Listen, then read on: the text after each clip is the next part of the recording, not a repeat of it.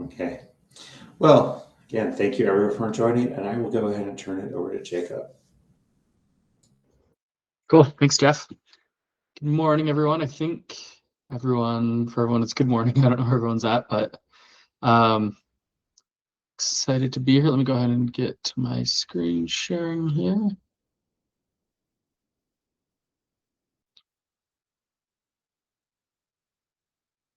Okay.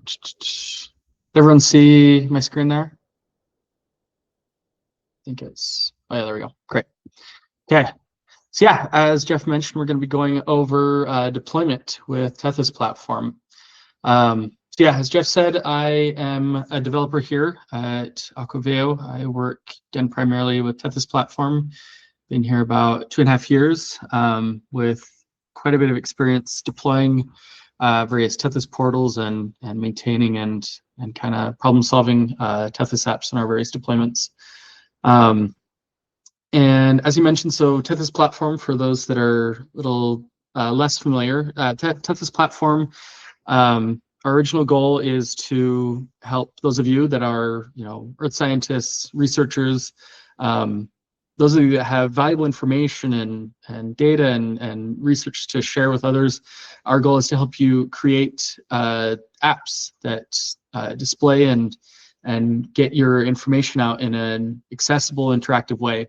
And one of the other benefits to Tethys Platform is that we have a lot of tools already set up and ready for you to get those apps deployed and out on the internet for others to access and view. Along with that, this is part of the Tethys Geoscience Foundation. And again, our goal is to help those of you that have, again, valuable data and valuable resources to get out into the world. Our goal is to help you do that so that we can greater benefit the world, this planet, and greater manage the resource that we have here. So go ahead, jump into the overview here. So this is basically every step that we'll be going over today. We'll be going over a bit on what Docker is. That'll be one of the main tools that we'll be using today. We'll go into preparing a Docker file, solid state files, building a Docker image, using Docker Compose, and then deploying to our remote server. And don't worry if a lot of this kind of sounds new and unfamiliar. We'll be going over all of it and kind of explaining what these new terms and words mean, and what each of them or the purposes that they serve. So we'll start with Docker. So Docker is a tool that we use quite a bit in deployment. It's a very convenient way to kind of package our services in a way that is portable, it's easily shared, and essentially what a Docker image is, that's what we'll be building today. You can think of it as kind of a screenshot of your file system. So what we'll be doing is we'll be packaging a few things into a Docker image that will include the files that go into your app, any images, environment files, any configuration files that you need, and that'll all kind of get packaged into this image that can then be deployed. It can be shared with others to use. It can be deployed into however many places you'd like. And you can think of it somewhat like I guess a video game disc, right? So where I can put a video game disc into my gaming system and I'll have that game running on my Xbox, my PlayStation, wherever it is. The only difference here is you don't need to take that disc with you. You can leave that in the gaming system or in your server in this case, and we can deploy it to as many servers as you'd like. That Docker image is repeatable. You can use it as however many times as you'd like.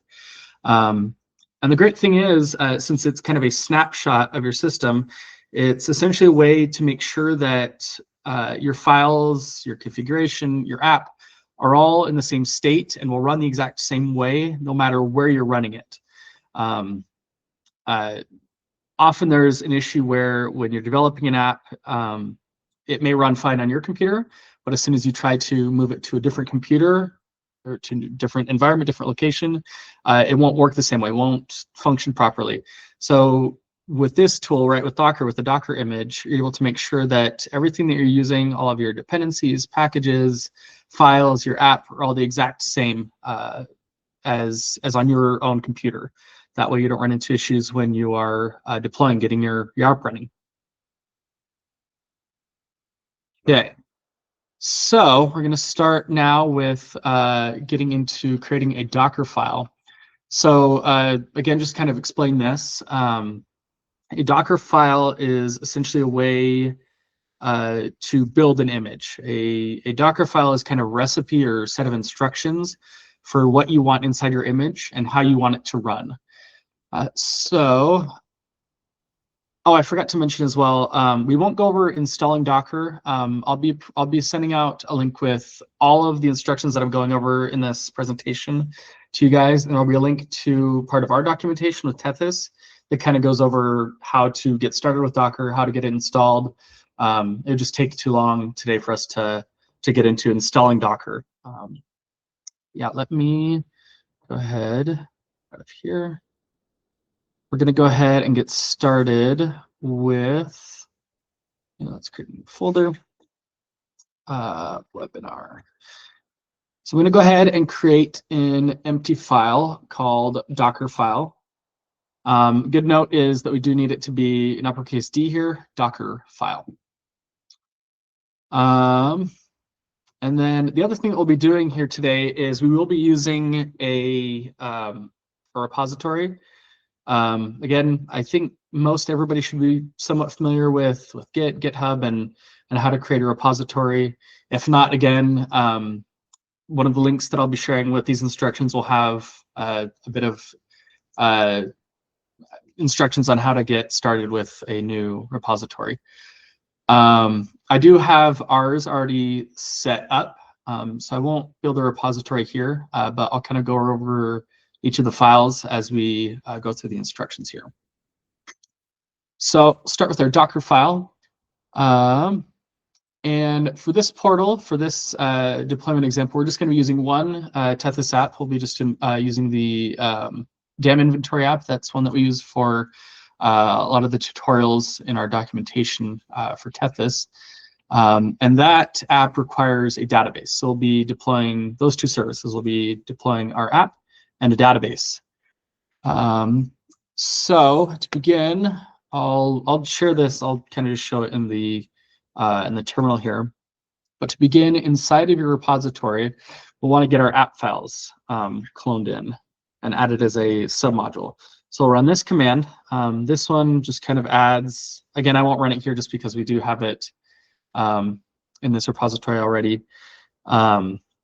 But this essentially just says, all right, Git, I'm going to be adding this submodule to my repository.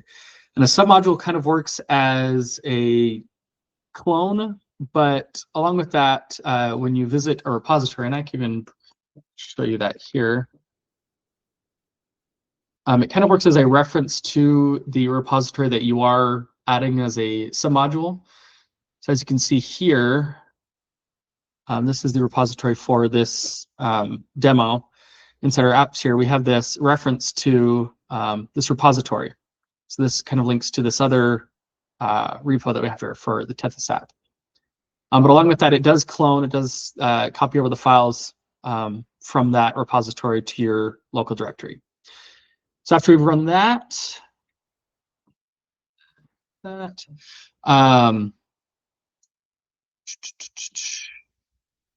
also notice that we'll have this file here after you've run that. This just kind of tells Git what submodules you have, this .git modules file.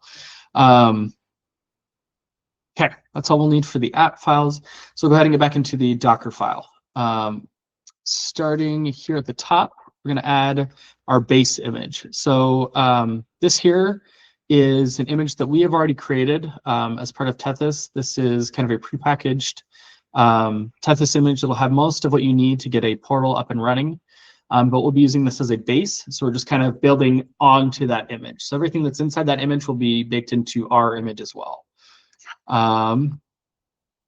Next, we'll be adding an environment variable. So again, this is just kind of a way for us to tell Docker what we want included in our image. And then this environment variable, this value here, we'll be using inside the app as part of the settings.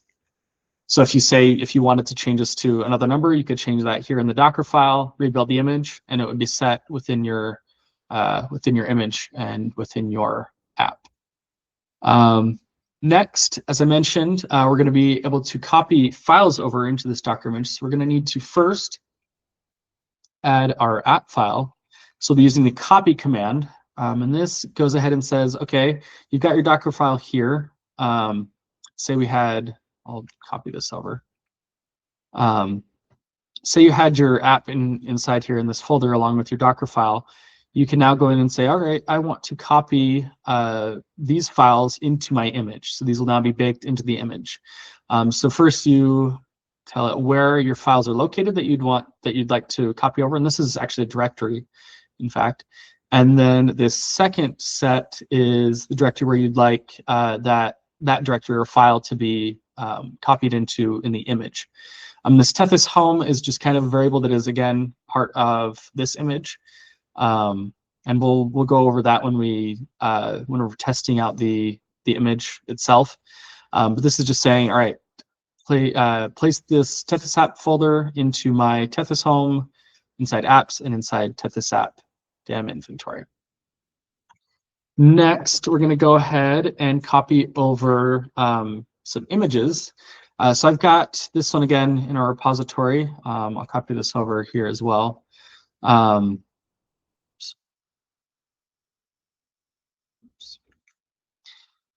here again, we'll add our images folder with this. We'll be using this as kind of our portal icon. And now that we have that folder here, I can say, all right, copy everything inside images to, then we've got it set to just images. So create a folder inside the image just called images. Okay. There's another option inside within Docker that you can use instead of copy, which is called add, and that just kind of how can I say this? It preps files that you add. So say you've got an installer file, it'll go ahead and install that as well. But for this case, we'll just be using copy. Add is usually not required, but just for you to be aware of. Next, we're going to get into installing our app as part of our Docker file. So first, we're going to go ahead and activate our Tethys environment. So this command here just goes ahead and activates our Tethys Conda environment. But in this case, we are using Mini Mamba, which is just a bit lighter than Conda. It'll run a bit faster, just a bit easier to work with when creating a Docker image. Just for you, again, to be aware of. Next, we're going to go ahead and install the app itself.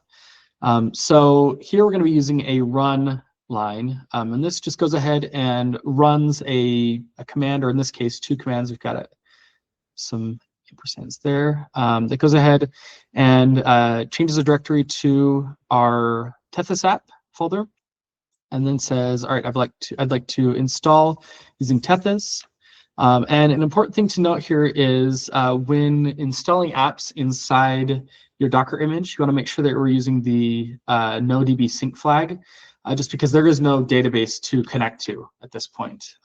We'll do that later in this process. All right. Next are a few kind of just things for you guys to be aware of. Again, these are all optional, but there'll be a few lines that I usually add as part of any Docker file just to be aware of and kind of remind myself. So these 3 lines, we'll go over each of these. So this line essentially just exposes the 80 port that we want the Docker image to listen on. Again, this is baked into the Tethys core image. So this is already happening in this image. So this is again not necessary, but it's just good to have this here. You can configure this if you want to override it. You can change this to any port you'd like afterwards.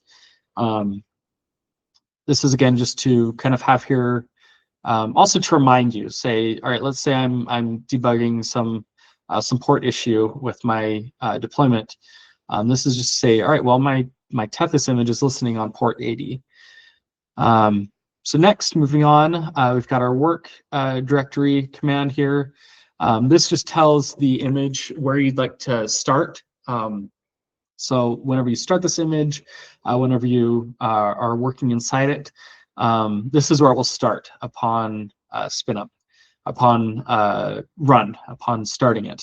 Along with that, any of these commands above that we're running will also be run from within this Tethys home. So our run command here will start in Tethys home as well, just for you to be aware of that as well. Lastly, this run.sh file, so this command bash run.sh, again, this is baked into the Tethys core image. This just kind of says, hey, go ahead and start the Tethys server. We're ready to go. And then it begins initializing our Tethys portal and running everything else that we'll be adding here as well. Our salt files and everything else. Okay, so I think that's everything that we'll need for the Docker file for now. We're going to go ahead and move along to, let me find where I've got there it is, presentation. So yeah, as we saw here, we're using the Tethys base image. We set some environment variables. Go ahead and copy the app files to the image along with our icon. We go ahead and install the app and finalize with these last few lines that we discussed. So next, we're going to get into salt state files. So salt state files are part of the salt stack. This is a tool we use in Tethys Docker deployments to set up Tethys in our apps at runtime. So there are a few things that we just cannot do within the Docker file when we're building the image, so that we need to do it somewhere else. We need to do it inside our salt state files. So these are things that we use for, or these files are what we use for things like setting up our Tethys services, initializing apps, setting up our Tethys portal the way we'd like, so kind of customizing the look and specific details on it. And again, these are all things that we just cannot do at image build time, because most of these, for example, require a database connection. And again, when we're building our image, there's no database to connect to. So let's get into creating our necessary salt state files. So I'm going to go ahead and create a folder here called salt. Oops, put that on directory. And we're going to create a couple of files here. We're going to start with, let's see, init apps.sls. We need Tethys services.sls. We need portal config.sls. And lastly, we need top.sls. Okay, we're going to start with Tethys services. So for those of you that are less familiar, I can kind of show this. Let me.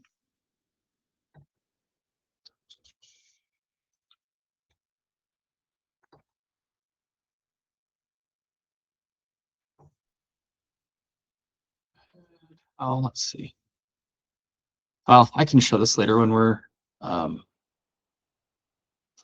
into the portal. But for those that aren't familiar, there's a few options for services within Tethys.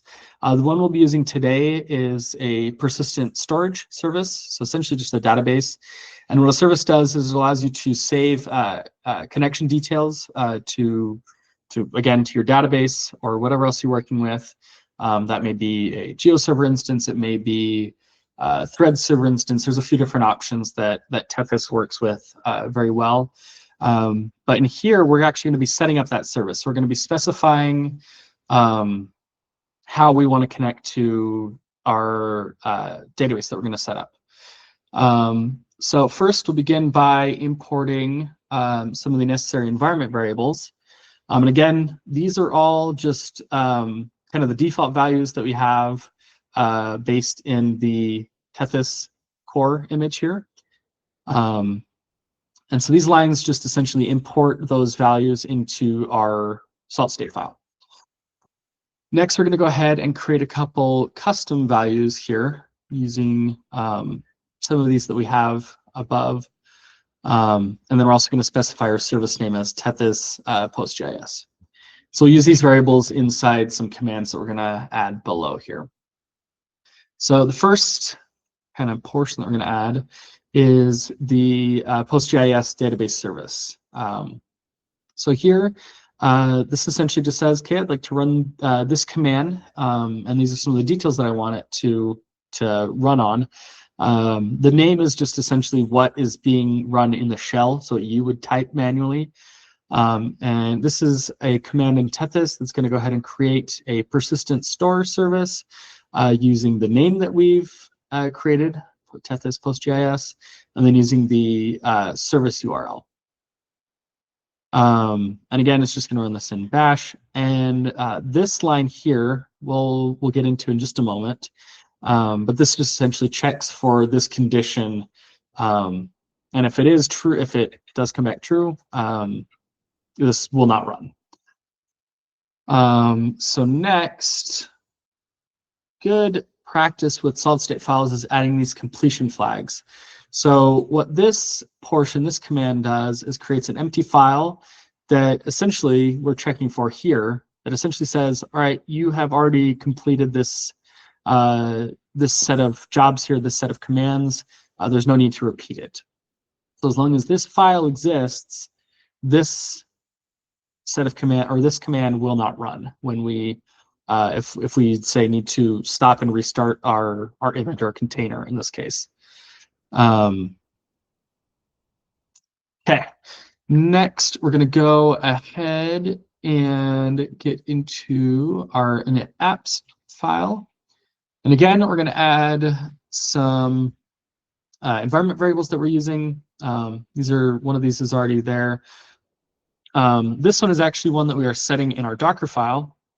So this value here we're going to be using as a configuration inside the app. But this value we actually set here.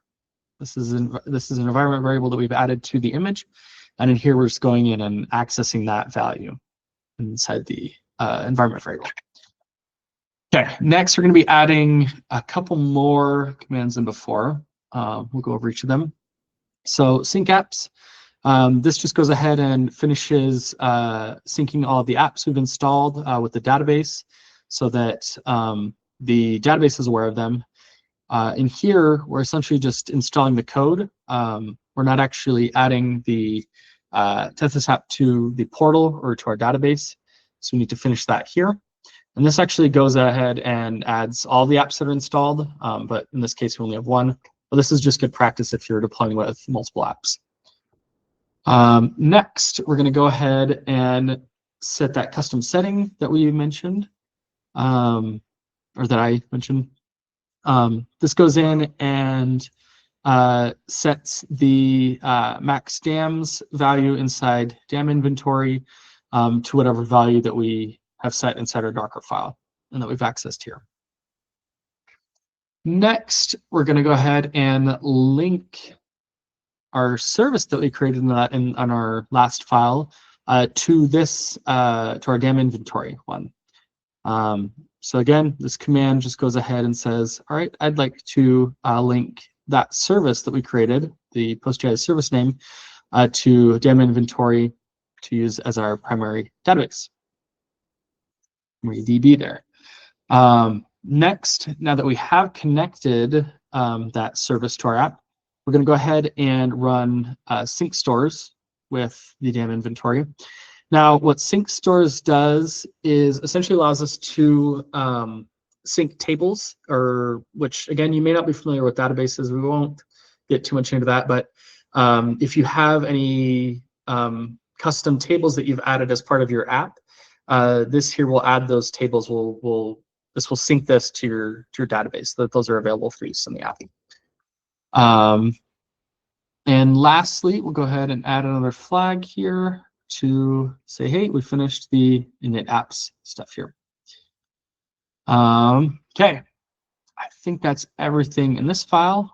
go ahead and get into our last one. We're going to go ahead and get into portal config .sls. So add some more environment variables that we'll need. And then here I actually have salt. Go ahead and just copy this over. We can just go over the commands here though. So we have 3 here. This just goes ahead and moves the files that we need for the Tethys portal config. So if you'll remember here, we've copied this image over from our repository to the image, but now we actually need to move it into our static root now that that's available. So in here, all right, here. We've got our static root that is now available to us, and we're going to go ahead and move our image that's here into our static root, which is here, and then we'll place it into the Tethys portal directory. The next, we're going to run kind of a longer command. This just goes ahead and sets some custom options for our portal. So this is our site title, the brand text, and you'll see all of these when we test the deployment. You'll kind of see how all these values are incorporated into the portal. We changed some of the colors and the color scheme. We set our brand image to the one that we've copied up here. And yeah, this is all just kind of the customization that we want to do for our Tethys portal. And then lastly, we again just go ahead and flag that the custom theme setup is complete. Okay, so now that we've got our salt state files here, I'm going to go ahead and copy this over to our new one.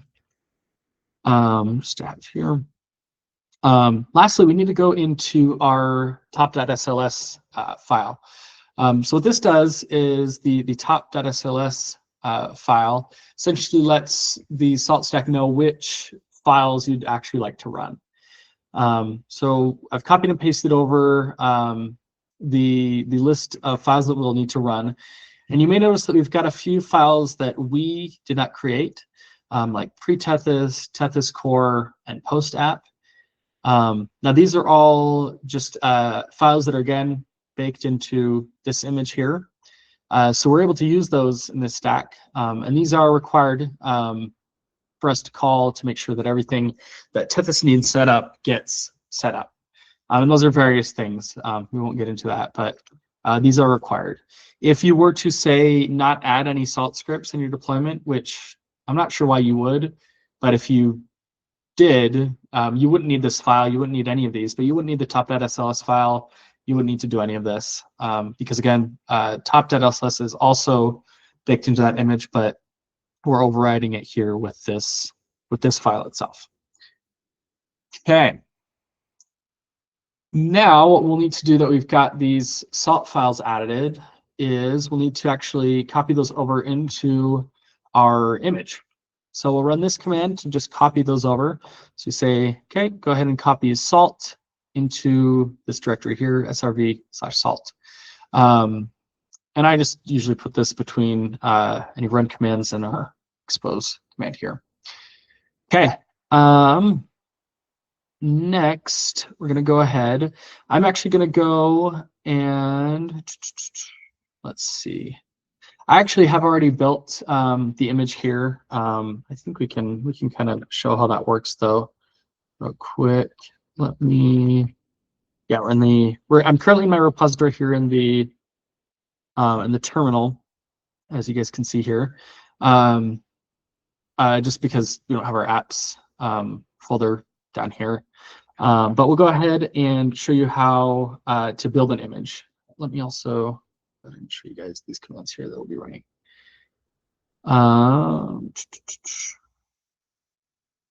Yeah. So in order to build a Docker image, we just need to run this command, the docker build command. And here we provide it the image thing that we'd like. So for this demonstration, we'll be using Tethys portal-docker, and then we provide where the Docker file is. That's just the dot just means that whichever directory you're running this command from. So let's go ahead and run that over here. Tethys portal Docker. And this will go ahead and this can take a bit longer.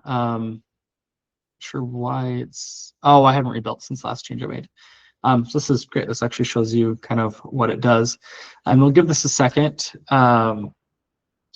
Yeah, this goes ahead and runs all the commands that we've given it here.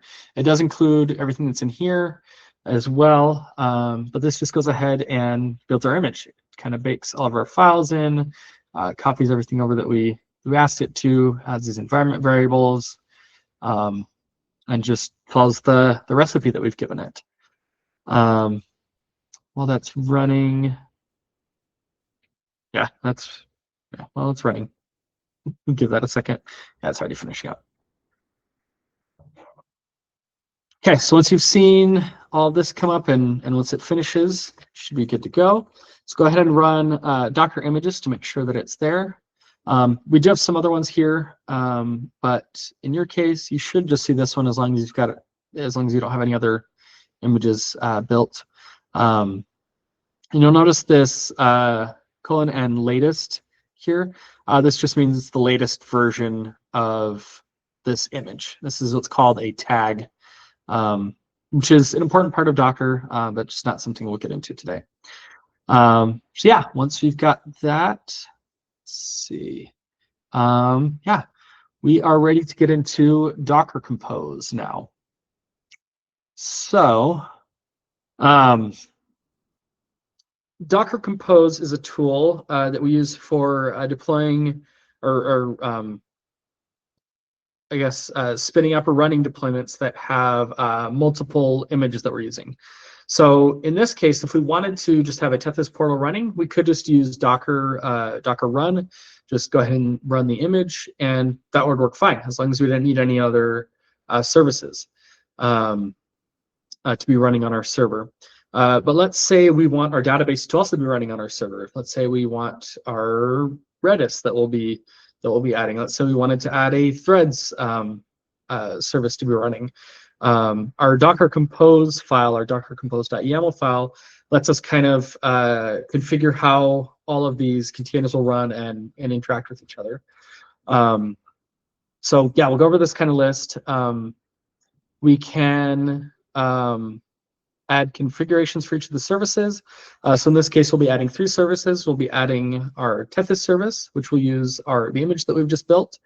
We'll be adding a database service and a Redis service, which is just kind of a necessary service for a lot of Tethys functionality. But again, just not something we'll be getting too into right now. The other thing that we can do is we can add mounted directories. I'll kind of explain that as we get into that and make a little more sense as we look at those directories themselves. And then we can also specify environment files that provide values to use in the services. So let's go ahead and go back to our code browser. And I'm going to add a full file here called dockercompose.yaml. And I'm going to begin by adding all of these service names and networks that we'll be using. So again, the 3 services we'll be configuring here are our database, our DB, our Redis server, and Tethys. And then this networks portion is just kind of a way for us to define what networks should be created on the deployment. So this one just creates an internal one that all of the containers can use to interact with each other. And then this one is just a way for us to specify what apps should be accessible to the outside world, to anything outside the deployment itself. So we're going to start with the database. I'm going to kind of copy and paste this over, and we'll kind of explain what each of these lines does. So here's our configuration that we're going to use for our database. So first we specify what image we want it to run. This PostGIS image is a pre-existing one. It's not one that you'll be building. It's not one that you'll need to worry about much, but just for you to be aware of. This just uses whatever the latest version of the PostGIS image that is available. Restart is a configuration that just says, hey, if something goes wrong in this container, in this service, just go ahead and restart. That way, if something goes wrong in the server and you're not watching it, let's say you run out of memory, let's say some error comes up that breaks your service, this will just go ahead and restart it for you automatically. Again, we specify what network we want it to use, so this will interact with the internal one. We specify what ports on that internal network we want it to listen on. And then we specify the environment file. Again, we'll be getting into that here in a bit. But this will be just a file that we add with values that we need PostGIS to be aware of, the image here. And then lastly, we add the volumes. And this is what is called a mounted directory. Again, we'll be getting into that here in a bit when we go ahead and add that folder. Okay, so I'm going to go ahead and now add the Redis. Let's see, where is that at? Here it is. Just copying only what I need. Okay. So again, similar things. That's indented properly. Similar things, just using the latest Redis image. Restart always. Let's connect to the external network, and this is the set of ports that it will listen on. Well, in this case, just one port, but you can specify multiple. And then lastly, we're going to go ahead and add the configuration for Tethys.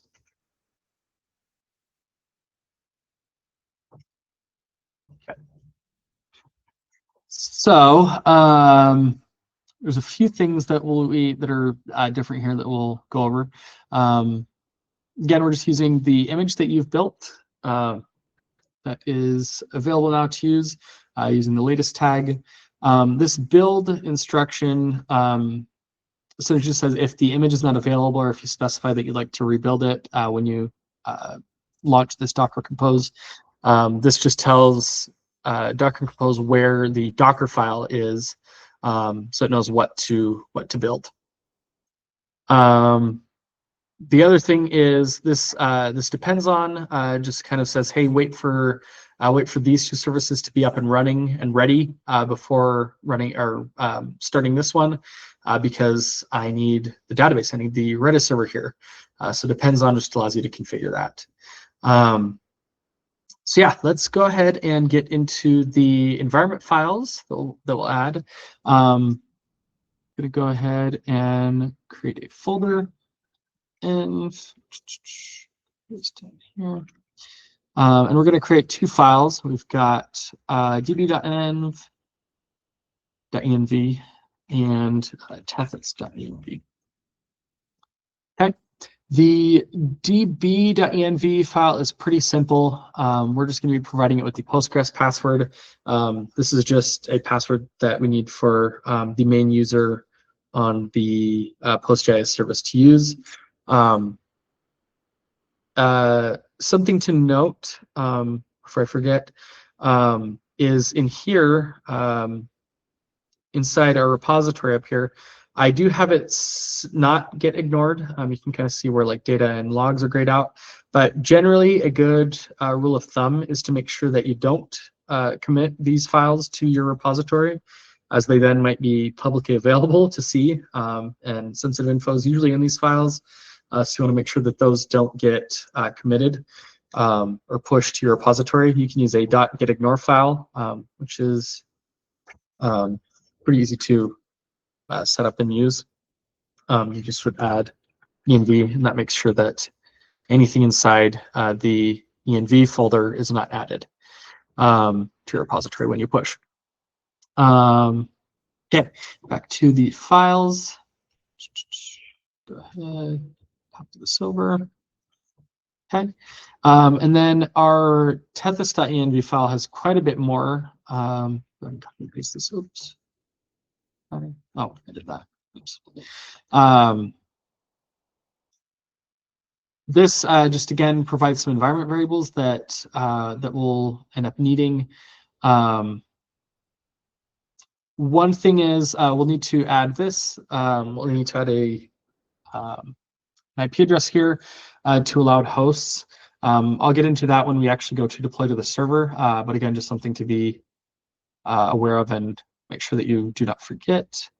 Yeah, these are all just things that we'll be using either in the portal.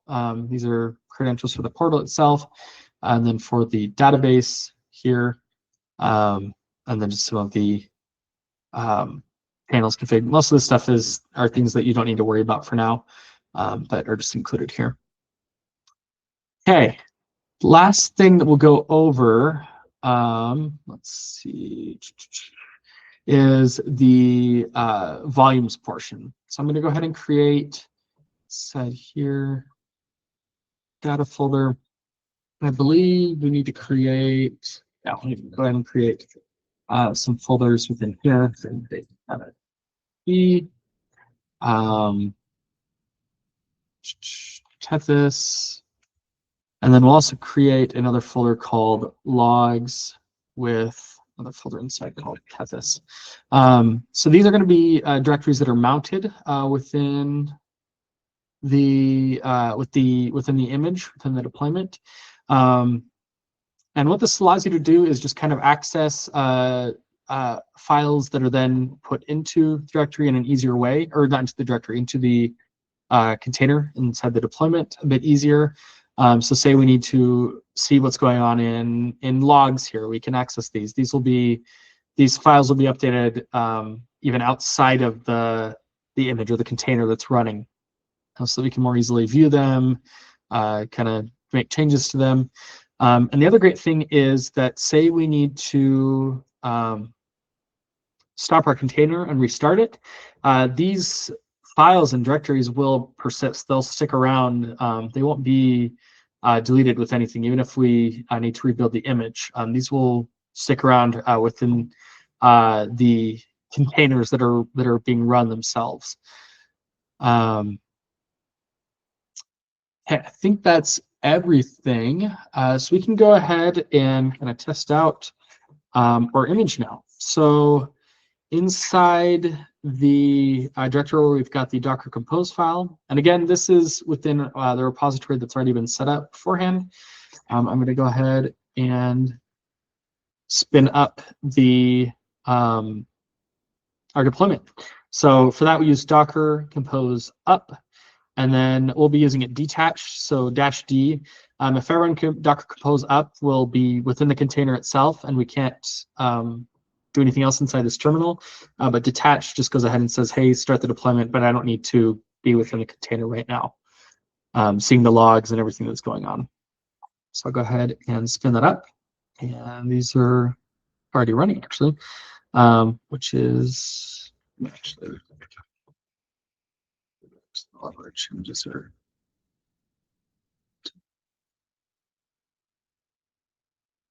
I may need to make some changes, but I think everything should work fine. We made a few last minute changes that I don't think got put in.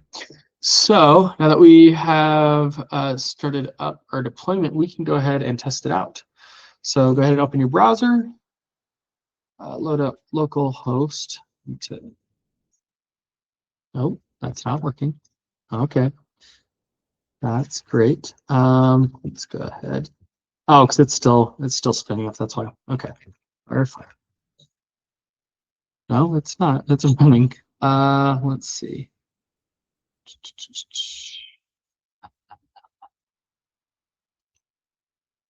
Let's see. What is it not liking?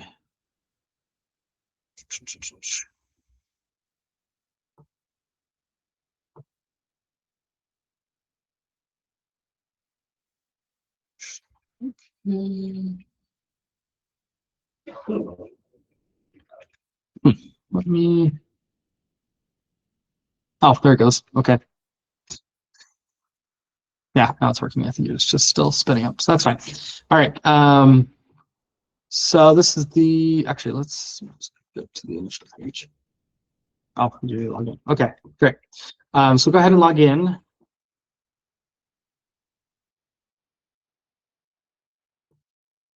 And here we go. We have our dam inventory app, which we can go ahead and run. And that is working properly.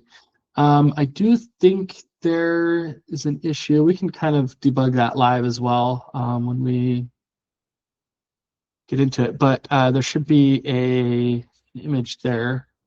It doesn't seem to want to show up. So let's see why that is. I think we just need to rebuild, and yeah, that's why. This isn't, yeah, we just need to fix that. So we can do that now, or we could do that on the server. Let's get this deployed to the server, and then we can kind of go over how to debug something like that, how to troubleshoot. But yeah, we have the portal up and running. Our app is working correctly. And just for you guys to see what I was discussing with some of these custom settings. So as you can see here, we've got our max dam setting, and it is set to 50 as we specified in our environment variable that was then set in the salt state file. Along with that, we've got the persistent store database settings that is set to our Tethys PostGIS service that we set up inside our salt state files. So yeah, that's all working great. Another thing to note, all the colors are kind of customized. This isn't the usual color. That's usually a blue, but we set it to black here. Applications is also custom. My first deployed portal was also something that we set up. So yeah, everything's working pretty great. Only thing we need to fix is that image, but we'll get into that in a bit. So yeah, let's go ahead and get into deploying to our remote server, which is kind of our last step in the deployment process, right? Once we've got this all working locally. Good tip is to just kind of cross your fingers for now, because something can go wrong, but usually doesn't, but can. So yeah, before we can get to the server, we want to make sure that your repository has been pushed, just because we're going to be cloning your repository inside the server to then deploy from. So I want to make sure that your repository has been pushed, or all your changes are pushed to your repository, everything's updated. And then we're going to go ahead and get to our remote server. So I have SSH'd into an AWS instance, or an EC2 instance. As you can see, so we are connected here. I'm inside a portal files directory. I'm going to go ahead and get my GitHub link to go ahead and clone that over. Okay, so within the terminal, we're going to go ahead and run git clone. You do need to make sure that git is installed. That's another thing we won't get into, but that's pretty simple to do. It just may depend on what operating system our remote server is running on. But yeah, we'll go ahead and clone here. So now we have our Tethys Portal webinar files. So yeah, now that we have everything here on our server, we're going to go ahead cd in. You do also need to make sure that Docker is installed. I've prepared all this beforehand.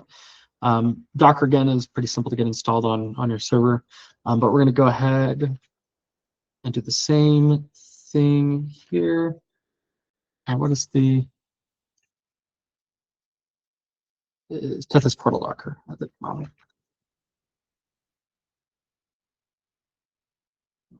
I do type. Go ahead and build our image here on our remote server. Oh, got something going here. Oh, need to make sure, that's right. Need to make sure that we are initializing. The issue is here, so this is a common error that happens. We have cloned our, oops, we have cloned our apps here, our Tethys app DM inventory, or not cloned. We have it as a submodule, but we haven't cloned it yet. So it'll show up here when you clone the repository. But right now that directory is empty. So let me find the correct command. Best practice is, I believe there's a way to look it up again. I am spacing the command now.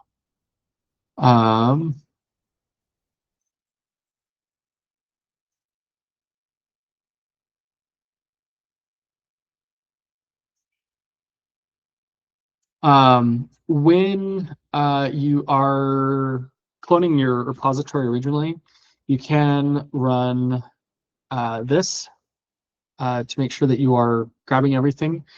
Let me find the correct one for just cloning the submodules now. There we go. So now you can see we've got the actual files here from our test set. So now when we build, we'll be able to install that and set our Docker image. So go ahead and get that building. Oops.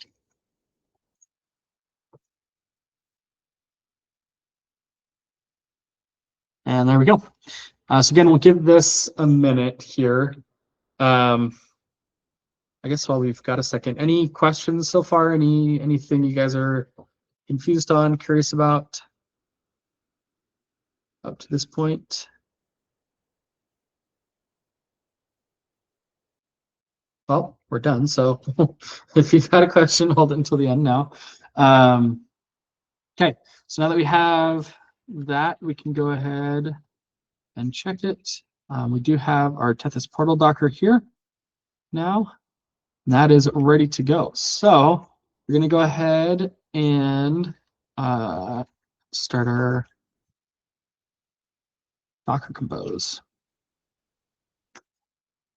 And we can, I think I forgot to show this before, but if you're in Docker Compose PS after you've started your deployment here, you can see some details on all of the containers that are running.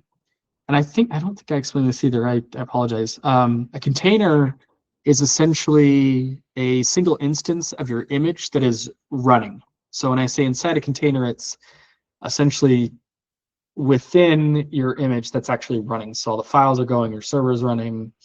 You can enter a container. So each of these are individual containers that are running, even though these are the names of the images, but each of these lines represents a container that is running. Hopefully that wasn't confusing. I forgot to mention that. So we can now also go ahead and check out the logs for Tethys. We're still just waiting on this to finish getting started. But yeah, so we can check the logs, by the way, using Docker Compose logs. This -f just goes ahead and follows it. So say we have new logs come in, they'll show up automatically. And then we specify the service name that's here. So if we want to check the DB logs, we would just do the same thing. Docker Compose logs -f DB, same thing with Redis, whatever service we have up and running. So yeah, going into some of these logs, I'll scroll down, but all of these, each of these kind of sections is our salt state files running. So some of these are the ones, excuse me, some of these are the ones that are that come prepackaged in the Tethys image, but a lot of these are ones that we've added. So let's see. So something like this. This is our salt state file running, and that worked correctly, which is great. So down here at the bottom, something useful to know. This will actually go ahead and show you the summary of the salt jobs that ran. And kind of let you know how many succeeded, how many failed. And you can view the individual logs here, right, to see how everything went, but here's just kind of a good summary. As long as everything ran, you should be okay. And then just after that, we wait for the Tethys server to start up, which it has, as you can see by these lines here. And we are good to go ahead. Oh, I did forget a step. I apologize. I forgot a step. In order to connect to our server, we need to make sure that we add our IP address to the allowed hosts. So go ahead and do that here. I am gonna actually though kind of restart this process though, so I think we'll need to. Not sure. Let's see if Nano is installed. So in here, I'm just actually editing the tethys.env file. Kind of just a note on that. As I mentioned, it's a good practice to not include these in your repository. For this reason, again, you can have an IP address. That's usually fine though, actually, but in this case, you may need to edit these files beforehand before deploying, before starting everything up. And in this case, we're going to go ahead and copy over the IP that we have set up.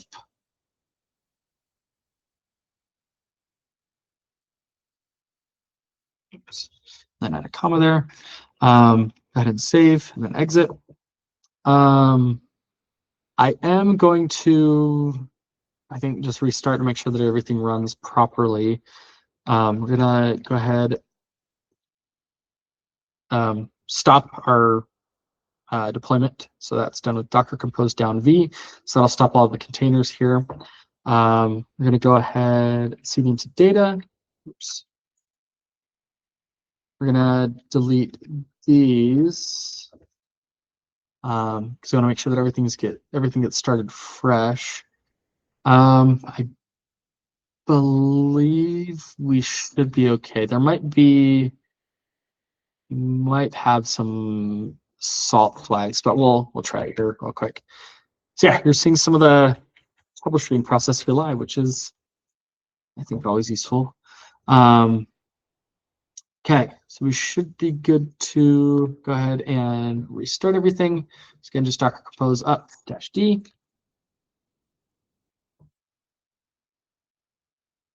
Okay, I think those are running. We'll see if this takes a second. I think it is. I think, I can't remember if our salt, where those were stored off the top of my head. So I think we should be good to go at this point.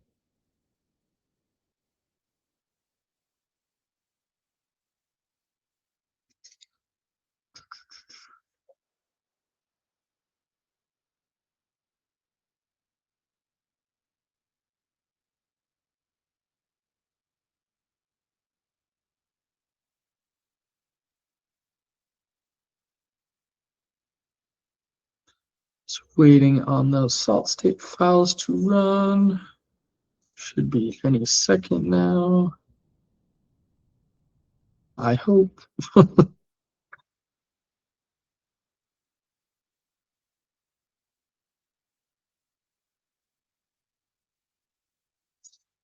There we go. Perfect. Great. Okay. So now we should be good to go. And we should be okay to connect to our address now. So go ahead and do that. So here is the moment of truth. There we go. As you can see, we are connected to this IP. You can route your domain right to that, to this IP. That is just another whole process we won't get into today. But go ahead,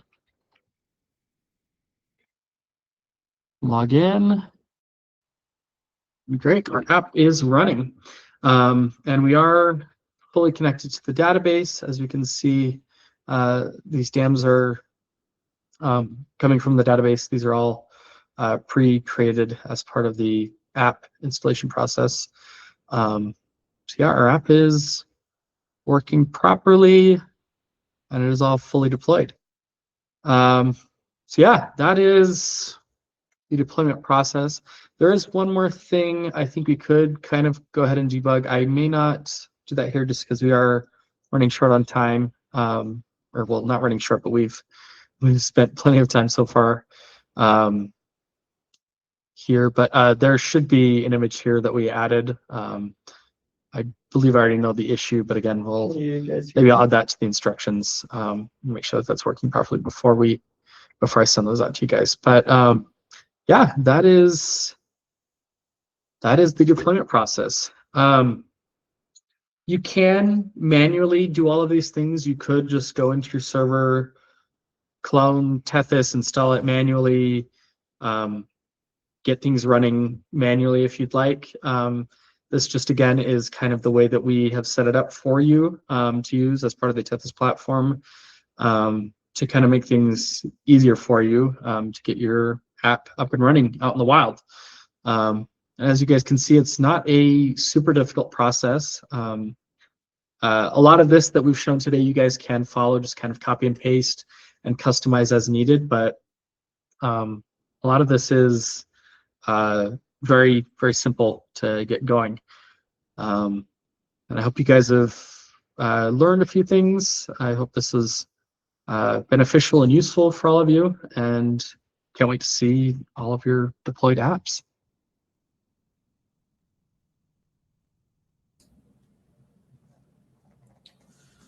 Okay, thank you, Jacob. Does anyone have any questions they'd like to ask right now?